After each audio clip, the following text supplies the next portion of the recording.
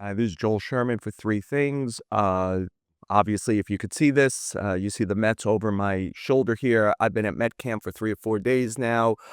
Today is Wednesday. It's the first real full day of camp. All the pitchers and catchers will be out on the field for the first time. But on Tuesday, David Stearns made a little news. Why don't we go through the two pieces of news and add a third thing for three things today? Number one, first piece of news, Juan Soto is moving from right field to left field for the Mets. It just tactically made sense for player and team. He's been training in left field all offseason because he's part of the World Baseball Classic Dominican Republic team. Fernando Tatis Jr., a Gold Glove level right fielder, is playing right field in the tournament. Julio Rodriguez is going to be in center field. So Soto's going to play left field for that team. He's been training for it. He'll be off doing that. And it just made sense to the Mets and the player. If you're going to be doing this all off season, if you're going to leave camp and play that position, why not just do it for the team? This is, to me, probably low impact. This isn't like Bo Bichette moving to third base where he's never played in the major leagues. This isn't like Jorge Polanco, who's never played a full inning at first base in the major leagues, and it's new. Juan Soto was the regular left fielder, for example, of the 2019 Championship Nationals. And in 2023, he was Tatis Jr.'s teammate for a full season. And he played left field in San Diego, and Tatis Jr. played right. What I'm more interested in is last year, Soto really committed himself to base running and nearly became a 40-40 man. He has told the Mets over and over he wants to be a better defender. He'll be doing it at a new position. Let's see if the impact is the same as last year when his speed became a factor, or at least his base stealing became a factor for the Mets. The second piece of news that David Stearns dropped was bigger. There is a stress reaction in the left hamate bone for Francisco Lindor. Lindor, this is Wednesday I'm talking to you, is supposed to go for further testing today. The worst outcome, and maybe a probable outcome, because this has been bothering him for several seasons, is he'll need surgery for, I think they removed the hamate bone. It is not a high-impact surgery. Lots of baseball players have it. It's a pressure area. Players fracture it, break it, have the stress reaction with some regularity. It's generally about 6 weeks from day of procedure to you can play full-time in an actual major league game. So it's like 2 weeks of rest, then you begin to ramp up, probably have like 3 to 5 games at the end of spring training, and you go if everything stays perfectly on schedule. And David Stearns didn't really even want to deal with the possibility of Lindor not being the shortstop on opening day. When he was talking, the one downside is you can go and find through the history of this injury, some players come back and lose some power for a while or even a season until it comes fully back with full healing. And, in a year where the Mets saw their all-time home run hitter, Pete Alonso, walk out the door, I think it's, would be some issue if Lindor, who's been a consistent 30-homer guy, suddenly lost some power. He's also on that time frame of 6 weeks.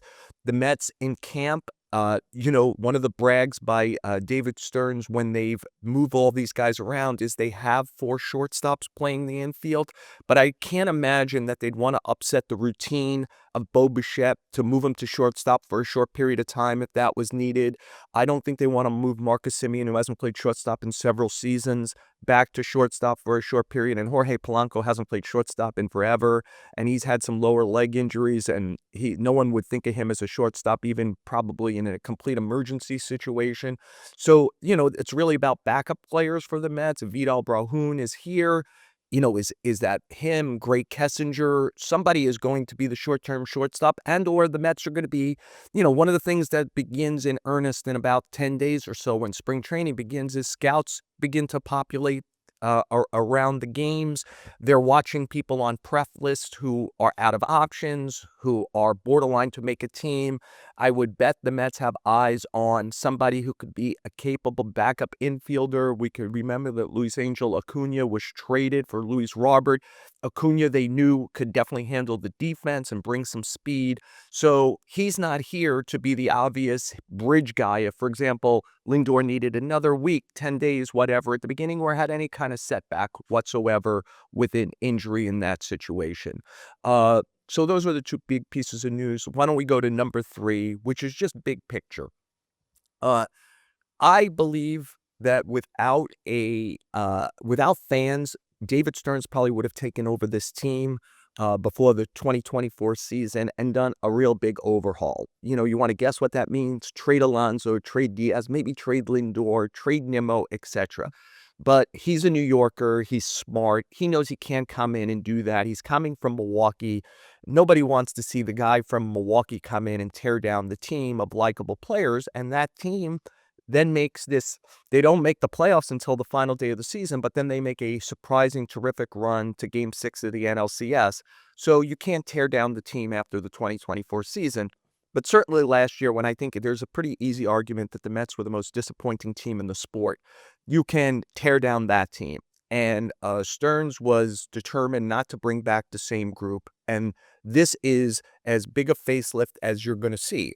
Out were the four guys who have the most seniority on the team: Nimmo, Alonso, Diaz, and McNeil. Obviously, a couple of those players, Alonso, Diaz in particular, were beloved by the fan base. And he's bringing in a lot of players. He's bringing in some players who are going to be playing new positions. He's taking Brett Beatty, who had a good second half off of third base, to move around a lot. He wants young players to play. I think that Carson Bench has a great chance to make this team with a good spring training. And once again, David Stearns did not want to give long-term money to anyone this offseason unless they were going to be young players. Remember, he was willing to go long with Yamamoto after the 2024 season.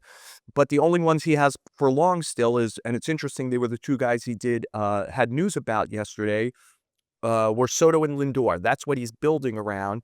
And this is it's a bit of a Frankenstein's monster. It's a lot of new parts. It's a lot of new parts in mismatched places.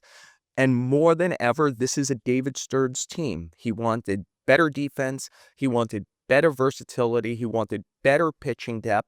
And he got out of some guys who he probably would have done so 24 months earlier, again, without fans, without being questioned about it. So I think there's not a hard case to be made that David Stearns is under more pressure, perhaps, than any other person, certainly baseball executive, this year.